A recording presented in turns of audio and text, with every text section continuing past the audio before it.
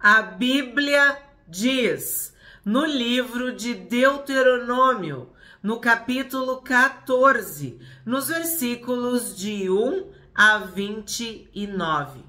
Vocês são filhos do Senhor, seu Deus. Não façam cortes em seu corpo, nem rapem a parte da frente da cabeça por causa de algum morto. Porque vocês são povo santo ao Senhor, seu Deus.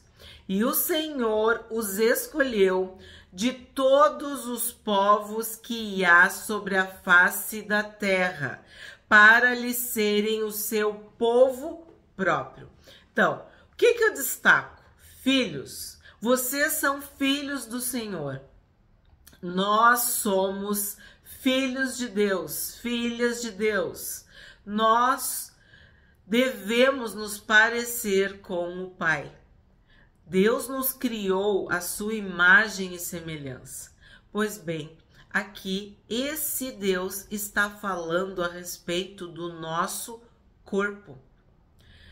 Deus se importa com o corpo, com a alma e com o espírito dos seus filhos e das suas filhas. Havia uma mentalidade, uma ideologia, uma ideia errada de que o corpo em si era pecaminoso.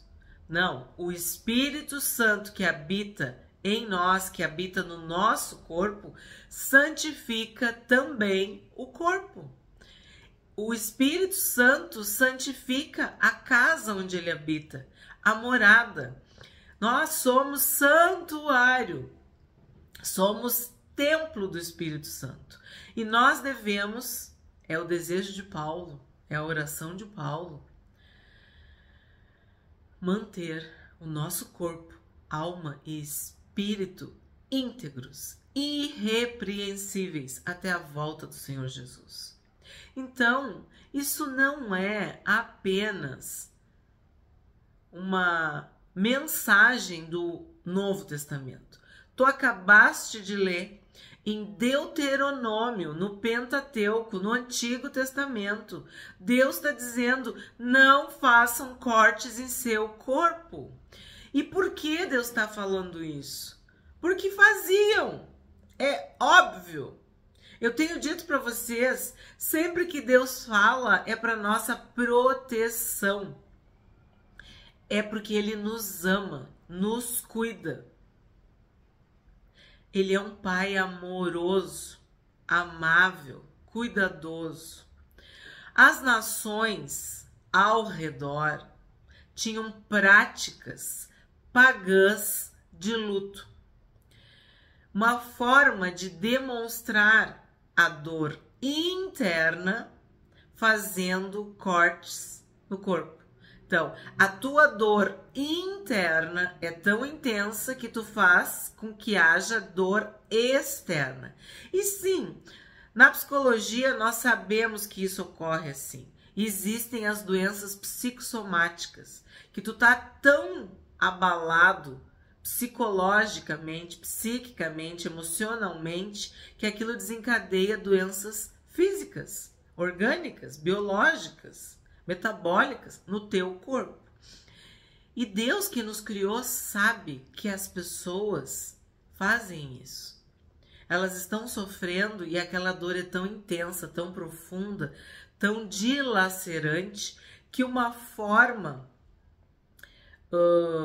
consciente ou inconsciente de aliviar ou externar esta dor interna, interior, íntima, pessoal, particular, é fazendo algo físico, algo externo.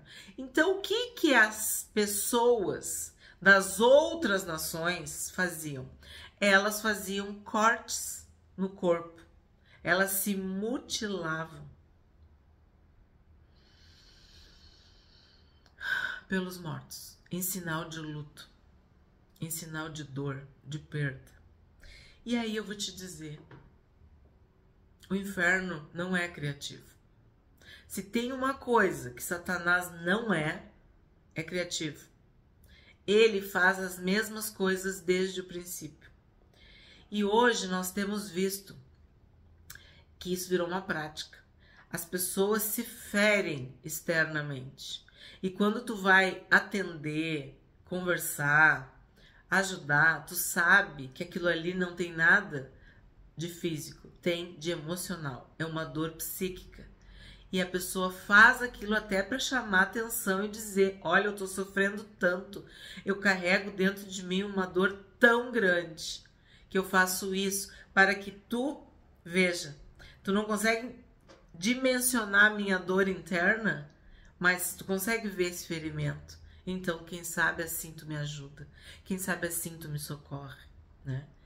Então, Satanás se aproveita das pessoas para que elas se curvem cada vez mais aos demônios e aos espíritos. E sim, nós também sabemos de pessoas que fazem cortes para invocar espíritos através daquele ferimento e daquele sangue derramado. Então, seja do jeito que for, o Senhor proíbe. O nosso Deus é contra esse tipo de prática. Nós somos um povo santo, um povo escolhido. Isso é a nossa identidade. Nós somos filhos de Deus. Nós somos filhas de Deus. Então isso não tem nada a ver com um filho, com uma filha de Deus. Tu não faz nada que desonre o teu corpo, porque o teu corpo é para a honra e glória de Deus. Lembra que o Espírito Santo habita no teu corpo. Lembra que tu é morada do Altíssimo, que tu é a casa do Espírito Santo. Então, isso está bem claro.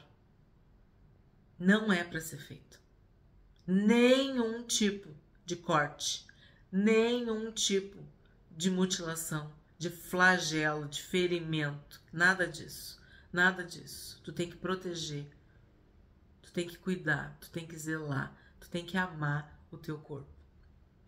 Ele fala também, né, rapar a parte da frente da cabeça por causa de algum morto também era um sinal, né? E aí vem este versículo muito lindo que tá no Novo Testamento, também nós vamos vê-lo. Porque vocês são povo santo ao Senhor seu Deus, e o Senhor os escolheu. Nós somos escolhidos, eleitos, separados, reservados, guardados, selados pelo Espírito Santo. Nós somos propriedade particular do Senhor. Vamos juntos para o Novo Testamento. Nós estamos no canal A Bíblia Diz, o canal da Bíblia aberta. Nós abrimos a Bíblia e lemos literalmente, palavra por palavra, versículo por versículo, capítulo por capítulo, livro por livro. Então eu vou pedir para vocês irem para Tito. Paulo, o apóstolo Paulo, escreveu para Tito. Nós temos uma playlist no canal chamada Personagens Bíblicos. E nesta playlist nós temos a história, a biografia de Paulo, de Tito e de Timóteo. E eu convido sempre vocês a assistirem, porque muitas vezes a gente está lendo e nem sabe quem foi Tito. Então, Tito, capítulo 2, verso 14. Ele deu a si mesmo por nós, a fim de nos remir de toda iniquidade e purificar para si mesmo um povo exclusivamente seu, dedicado à prática de boas obras. Então, nós somos esse povo exclusivamente de Deus. E para que a gente é de Deus? Para boas obras, para praticar boas ações, para ter uma conduta reta, santa, piedosa.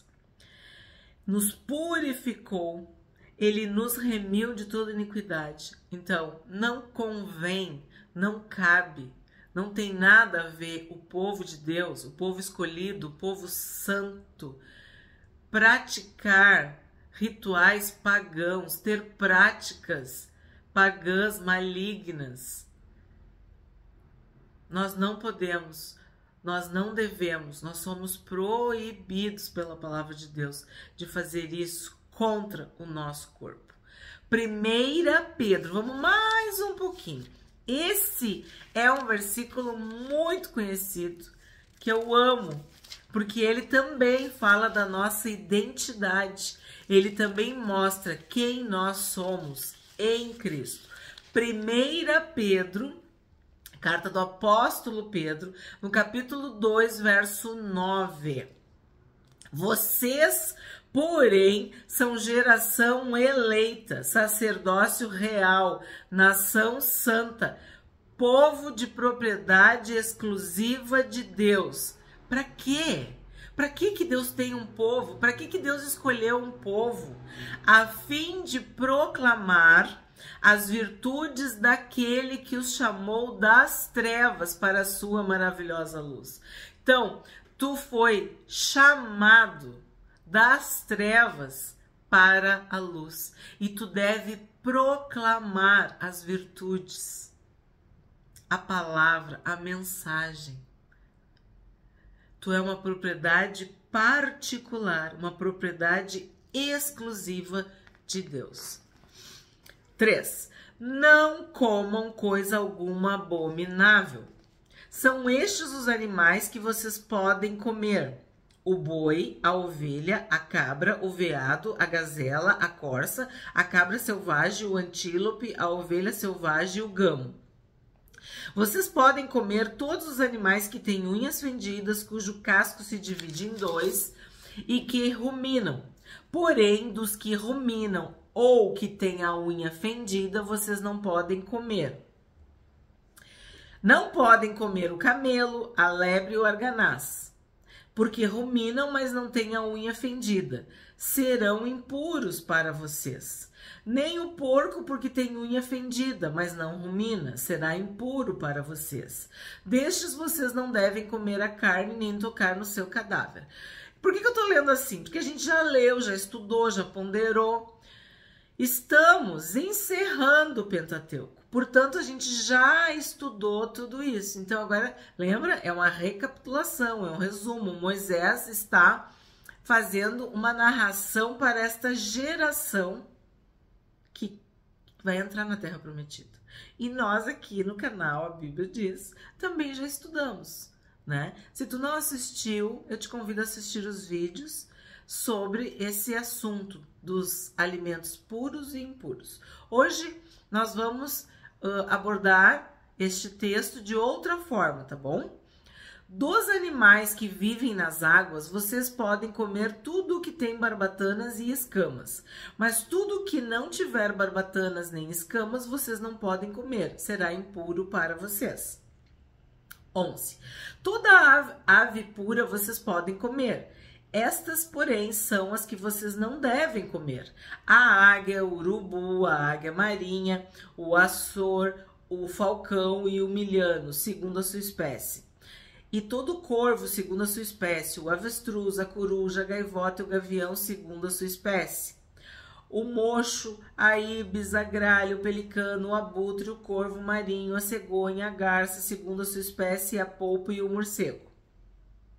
Também todo inseto que voa será impuro para vocês. Não se comerá. Todo ser que tem asas e for puro, vocês podem comer. Não comam nenhum animal que morreu por si mesmo. Vocês podem dá-lo ao estrangeiro que mora na cidade onde vocês vivem, para que o coma, ou vendê-lo ao estranho. Porque vocês são povo santo ao Senhor, seu Deus. Então, vou parar aqui um pouquinho, tá? Vocês são povo santo ao Senhor, seu Deus. Então, o que a gente acabou de ver? O povo santo, propriedade exclusiva particular de Deus, tem que seguir as regras que Deus determina, as instruções que Deus ensina. As nações ao redor se alimentavam de tudo que é tipo de bicho, mas o povo de Deus não. O povo de Deus tinha uma lista de animais puros e animais impuros, tá? Então tá bem claro, vocês são povo santo do Senhor, seu Deus. O que tá por trás disso? De que haveria aquilo que a gente terminou no capítulo de ontem, haveria uma comunhão, tu vai te alimentar, tu tá compartilhando dos costumes das nações pagãs, politeístas, né? Deus quer uma separação. O que a gente viu ontem? Não há julgo, não há sociedade, não há comunhão, não há harmonia, não há união, não há ligação entre Deus e o maligno, entre luz e trevas, entre o bem e o mal. Então, o que Deus quer? Deus quer um povo santo. O que é santo? Separado, consagrado, diferente, apartado das nações. Isso é fácil de entender. Havia, ou deveria haver, esse era o plano de Deus, uma separação entre Israel como povo santo e as outras nações como nações pagãs, profanas, abomináveis, né? Pecadoras, idólatras, politeístas. Tá explicado? Tá entendido? Isso aqui é um resumo. Se tu quer aprofundar, só estuda os capítulos anteriores, os livros anteriores, porque a gente já destrinchou muito bem isso. O que eu quero tratar hoje? Que em Cristo não há essa separação. Porque o evangelho foi expandido para os gentios, para todas as gentes, para todos os povos, para todas as nações. Em Cristo, o muro caiu, o véu se rasgou, a inimizade acabou. Então nós vamos para o Novo Testamento para vermos qual é a base bíblica para isso que eu estou falando. Vamos para Marcos, Evangelho de Marcos, capítulo 7, verso 19. Marcos, capítulo 7, verso 19. O Senhor Jesus está falando sobre as tradições. E aí ele diz assim, ó. Porque não entra no coração dela, mas no estômago e depois eliminado. Ó, ele está dizendo o que pode contaminar uma pessoa. E aí ele diz, e assim Jesus considerou puros todos os alimentos. Então, esse é aquele momento que eu digo, pega uma caneta e sublinha. Jesus considerou puros todos os alimentos. Então, para o Senhor Jesus, puro e impuro não existia. Ele considerou tudo puro. Ele está falando que o que contamina é o que está no coração da pessoa. Ó, não entra no coração dela, mas no estômago e depois é eliminado. A boca fala do que está cheio o estômago ou do que está cheio o coração? Então nós devemos ter este discernimento em Cristo. Vamos ver, só que esse eu não vou ler, porque é um capítulo inteiro, mas tu depois, que é um aluno interessado, dedicado, tu lê. Eu já citei Atos 10, quando Deus mostra para Pedro que não tem mais essa de judeu e gentil. Ó, Atos capítulo 10, quando Pedro tem uma visão sobre os animais.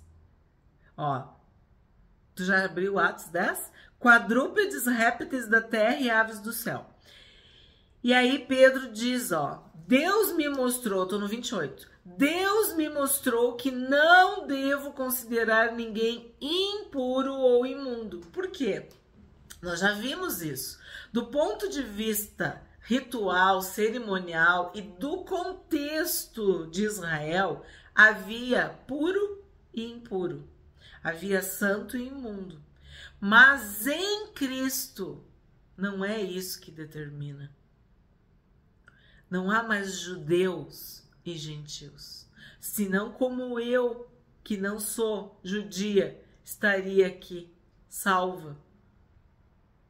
Jesus veio para as ovelhas perdidas da casa de Israel. Mas depois que ele cumpriu tudo, está consumado. O que ele disse? Ide por todo o mundo, fazendo discípulos de todas as nações. Então, o evangelho que estava ali restrito, né? Jerusalém, Judéia, Samaria, o que acontece? Vai para os confins da terra. E Paulo é o apóstolo aos gentios, e ele dedicou a sua vida para pregar o evangelho, pregar a Cristo morto, sepultado e ressurreto para todos os povos da época. Então, em Cristo não há mais judeu e gentil. Por isso que eu falei para vocês. Por que a gente não guarda o sábado? A gente não é judeu? Nós somos gentios?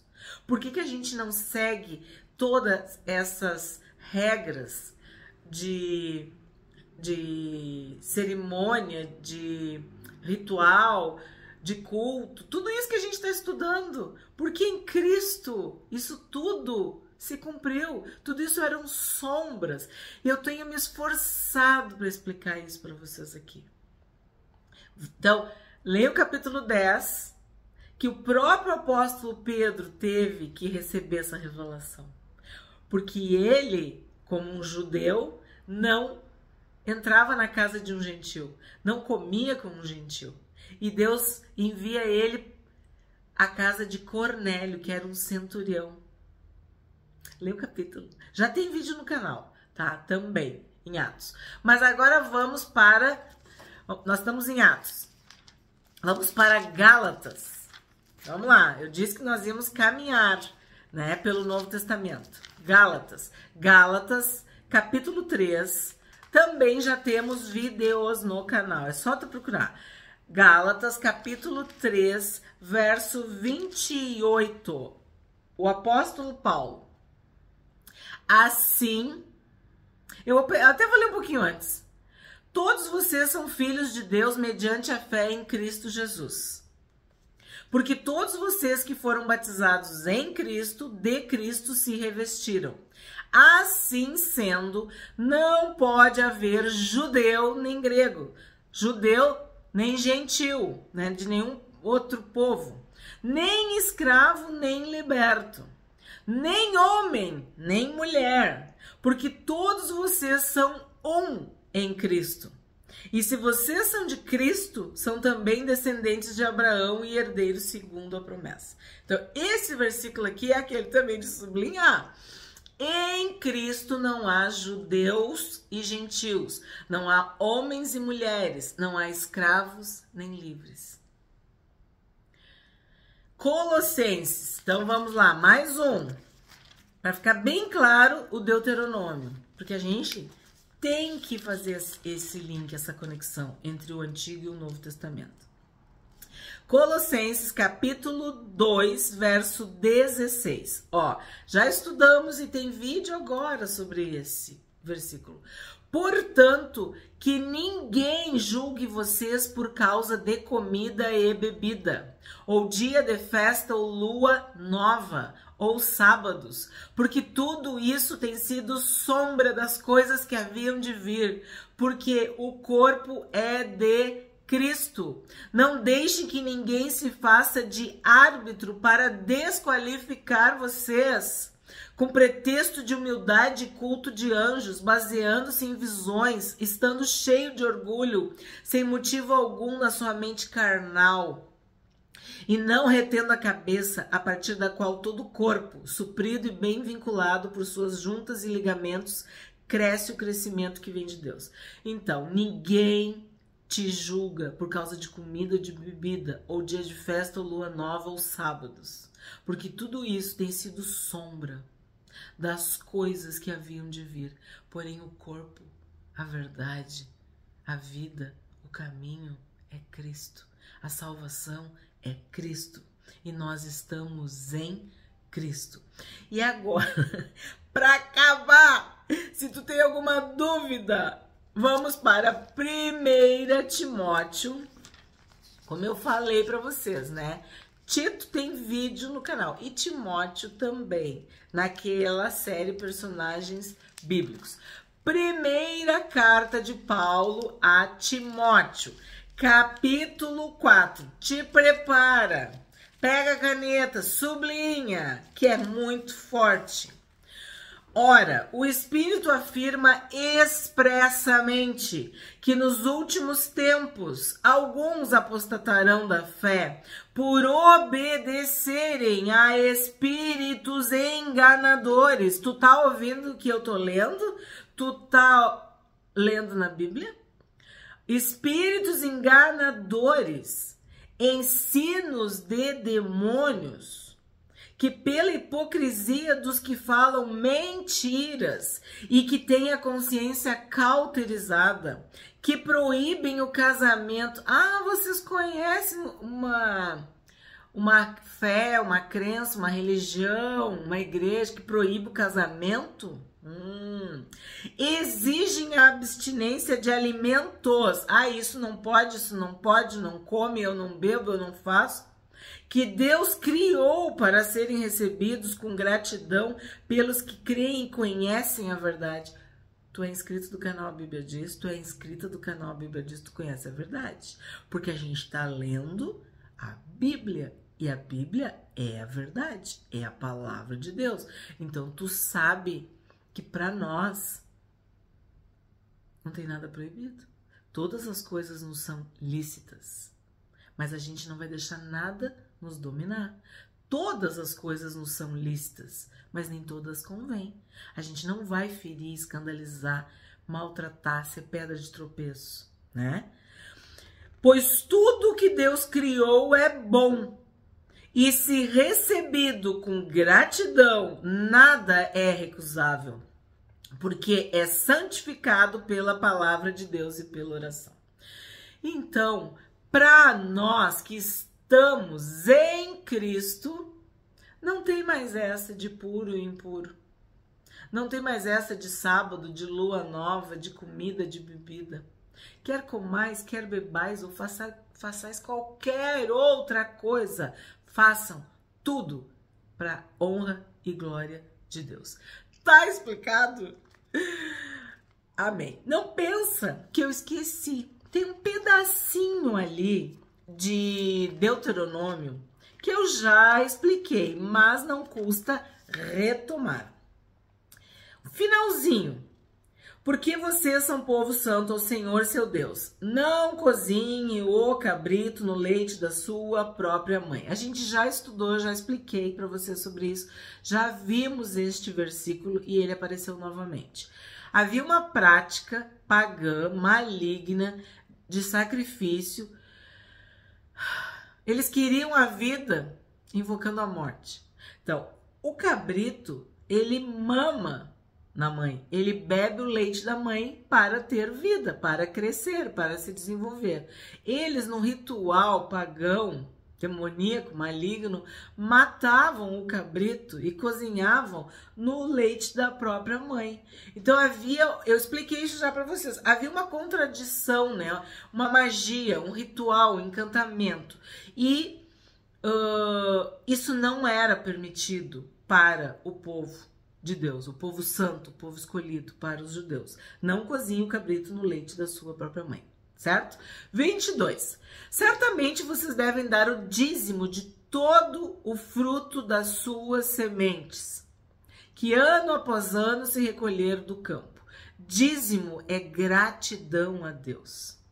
E diante do Senhor, seu Deus, no lugar que ele escolher para ali fazer habitar o seu nome, vocês comerão os dízimos do cereal, do vinho, do azeite e os primogênitos das vacas e das ovelhas. Façam isso para que aprendam a temer o Senhor, seu Deus, todos os dias. Também vimos a importância do temor a Deus, né? Então, tu recebe as bênçãos, tu deve amar, adorar, agradecer, servir, obedecer a Deus. Se o caminho for comprido demais e não lhes for possível levar isso por estar longe de vocês o lugar que o Senhor seu Deus escolher para ali fazer habitar o seu nome, então, quando o Senhor seu Deus os tiver abençoado, vendam aquilo e com o dinheiro na sua mão vão ao lugar que o Senhor, o Deus de vocês, escolher. Com esse dinheiro comprem tudo o que quiserem. Olha só. Vacas, ovelhas, vinho ou bebida forte, ou qualquer coisa que desejarem. Consumam isso ali, na presença do Senhor, seu Deus, e alegrem-se, vocês e os membros da sua casa. Então, tu deve te alegrar na presença de Deus, na presença do Senhor. Tu tem permissão para ser alegre, feliz. Te alegra com quem tá alegre, né? Chora com quem está chorando. Neste momento, tu vai celebrar, vai ser um culto de ação de graças, gratidão ao Senhor. 27. Porém, não desamparem os levitas que moram nas cidades de vocês, pois não têm parte nem herança com vocês. Ao fim de cada 3 anos, tirem todos os dízimos do fruto do 3º ano e os recolham nas cidades de vocês. Então ia ter um dízimo especial no 3º ano. 29. Então virão os levitas, porque não tem parte nem herança com vocês, os estrangeiros, os órfãos e as viúvas que moram nas cidades de vocês, e comerão e se fartarão, para que o Senhor, o seu Deus, os abençoe em todas as obras que vocês fizerem. Então, quando tu é fiel nos dízimos, tu proporciona que as bênçãos de Deus aumentem sobre a tua vida. Tu vai ser próspero, porque tu é obediente, tu teme ao Senhor. Então, tu tem que ser generoso, fazer isso com um coração grato e lembrar dos levitas, porque eles não têm porção, eles não têm herança, a herança deles é o Senhor. Então, eles habitam no meio do povo e o povo deve honrar, deve ser generoso, piedoso, abençoador dos levitas. E o dízimo, ele começa, nós estudamos em Gênesis, no capítulo 14, quando Abrão dá o dízimo de tudo para Melquisedeque. E quem é Melquisedeque?